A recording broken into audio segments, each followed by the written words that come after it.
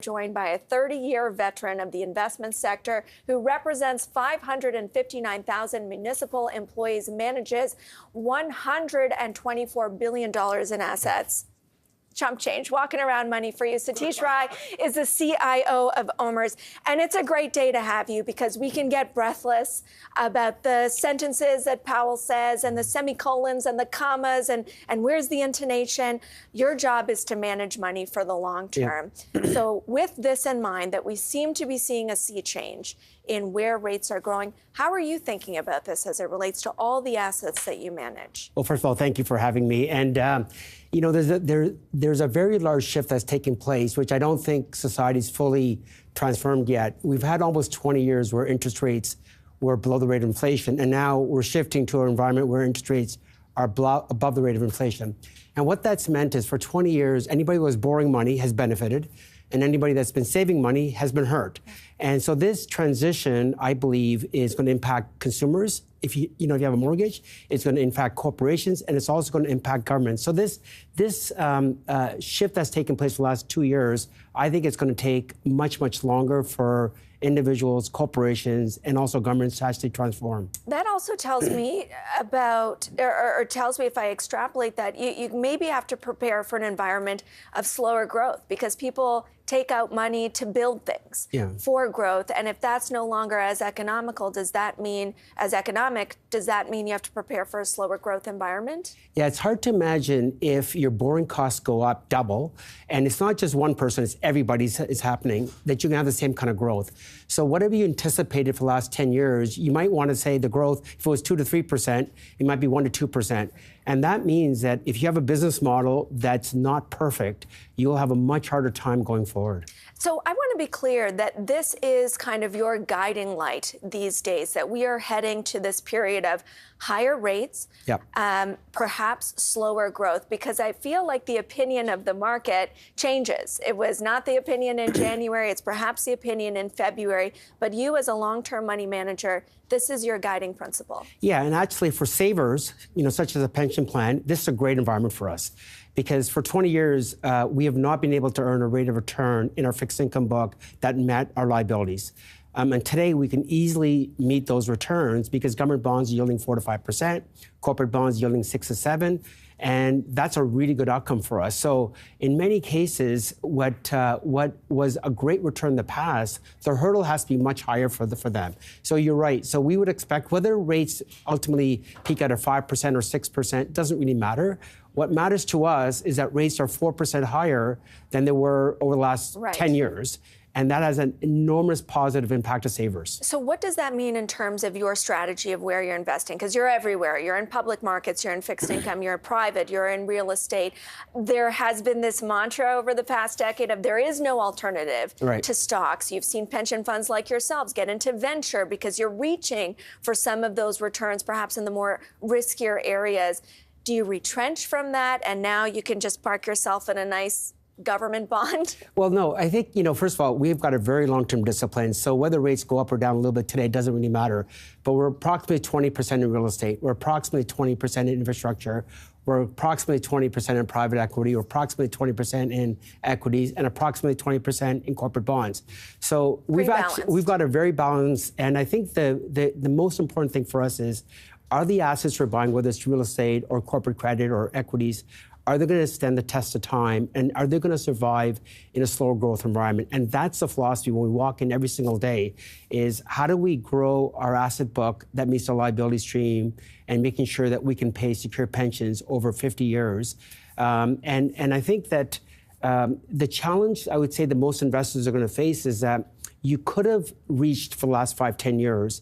And if you have a business model where you're not EBITDA positive or cash flow positive or high debt, you're going to have a very hard time. So whether those 5 asset classes we have, we feel very comfortable because we're buying the best in class. So you're not necessarily reducing, say, your public equity market exposure, but perhaps being more selective or applying a different kind of lens. Is that what I'm hearing? Yeah, so I think on the public side, our focus is who can build up market share during periods of slow growth, who has the strongest balance sheet, who has the strongest business case. And I think That's what we look for.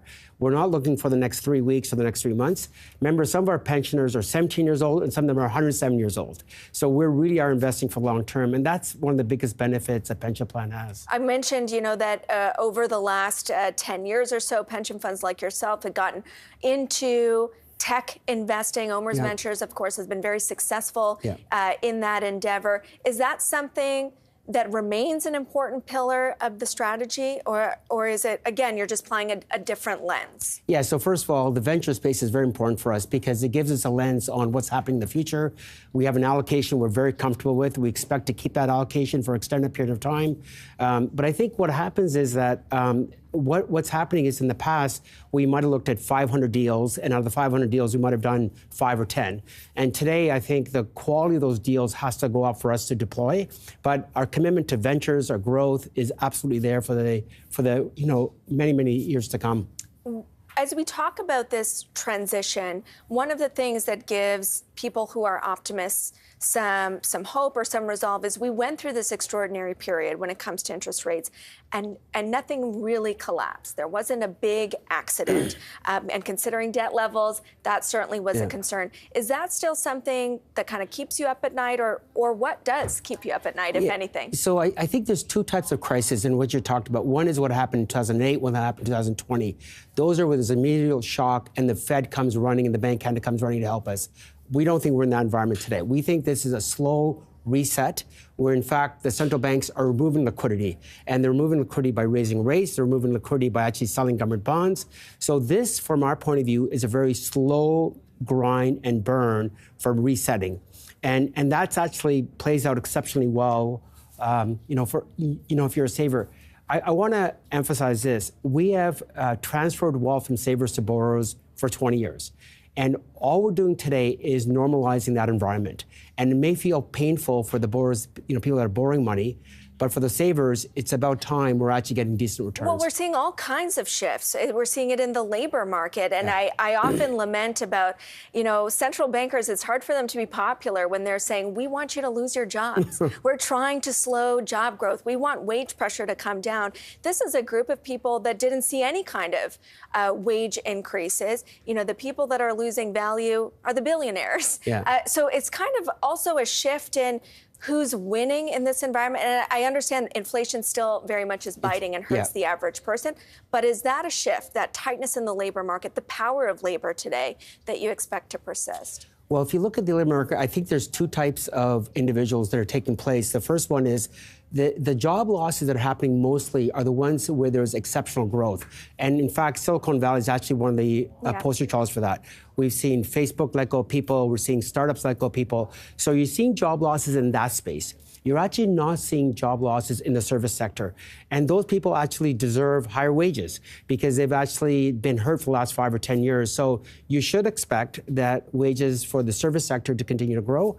And you should expect the wages for some of the higher growth businesses to slow down as those businesses go from growth to preserving their expenses. I want to just remind our viewers that we are monitoring Jerome Powell's testimony in front of the Senate Banking Committee. The prepared remarks have come out, and maybe we'll just take a quick look at the markets, which are under pressure. One of the key phrases is that he expects that the ultimate rate could be higher than forecast. And right now, Fed swaps have repriced in favor to a 50 basis point hike in March over a 25 basis point hike. And Satish, I know we don't get into the weeds, the day-to-day moves, but a lot of this obviously has to do with inflation. Yeah, absolutely. And how do you see that playing out? Well, again, we've had very low inflation for a long time. And the issue that we have today is multifold. First of all, we have the war in we have also the long-term concerns we have with China. So we're in an environment where today we don't have the confidence on some of the supply side. So our view is that inflation going forward will be higher than it was the last 5 or 10 years. But what is that, like 4%? No, I don't think central banks will allow inflation to be 4% for an extended period of time. You would probably assert somewhere between 2 and 3, where in the past it was 1%. Yeah. But it has been a painful transition on the inflation side because you've got a one-time lift of 10%. And if your wages didn't go up, you've got a real hurt that's taking place. So you have to expect the governments or central banks will do everything in their power to get inflation down, because it is a tax on society. Inflation is a tax on society. Well, and it hurts savers. So how do you locate that within the view that we're tilting towards savers if inflation is going to continue to run a little hotter than it has historically? And what does that do in terms of the pressure you might feel to generate returns, you know, that are a little bit more outsized? Of a 4% return in a high inflation environment, do you feel like you need to start you know, adding risk or whatever to juice those returns? I'm not sure if we would add risk at all, but you should expect higher returns because the base rates have gone up. And so if you think about history, stock markets return 4 to 5% above the risk-free rate. Yeah. Risk-free rate was 1%, so people achieve 5, 6, 7, 8, 9, 10%. But now if your base is earning 5, you have to now, your starting point is from 5 higher. So I don't think this is about taking more risk. It's about getting the right returns given the current environment today. Stocks versus bonds, do you have a preference on those asset classes right now, or just a different approach these days? I think it's a very different approach. And just on the bond side, especially as a pension plan, we can earn 6, 7, 8%. And so if we're buying stocks, we better expect to earn higher than 10% to meet our hurdles. Real estate, of course, we have to talk about in relation to interest rate sensitivity. And this is an area of the market that I think if you're going to start to see cracks when it comes to a rising rate environment, might show up first in commercial real estate. Yeah. Is that an area of the portfolio that you're worried about, or what assurances have you taken that it can withstand that? Yeah, so at Oxford, we would have had a very high portion to commercial real estate 15 years ago. Today, it is much smaller. Our portfolio has retail, it has residential, it has cold storage, it has industrial, it has office. So, what's going to happen is that for us, we have to really focus on making sure we have the right tenant. And there's little doubt that cap rates have gone up and they will go up. So again, if you've got high leverage on that real estate, I think you're going to have troubles. But if your leverage ratios are low and you've got great tenants, you should be able to work through this. The big thing on real estate is that the multiple or cap rate compression we saw for 10 years is behind us. So now it's about great income, great rent, and doing really good things for the... I guess, are you still as willing to get behind a residential project, an office project? Because, certainly there's been huge changes post-pandemic around that as you were in the past. The answer is yes, but again, the hurdle goes up. Okay. Right? The hurdle absolutely goes up. So we are fully open, on a global basis. And but if our borrowing costs are 5%, we need to earn 10% on our equity to actually hit that hurdle. Okay, I know you're an optimist by nature, and so I'd love to just leave on, a note of what's getting you excited these days.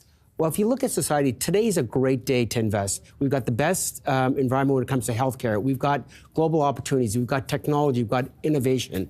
And now we have an environment where we can actually earn a reasonable rate of return without taking undue risk. Mm-hmm. So from my point of view, we're in a very good place, and we feel very comfortable.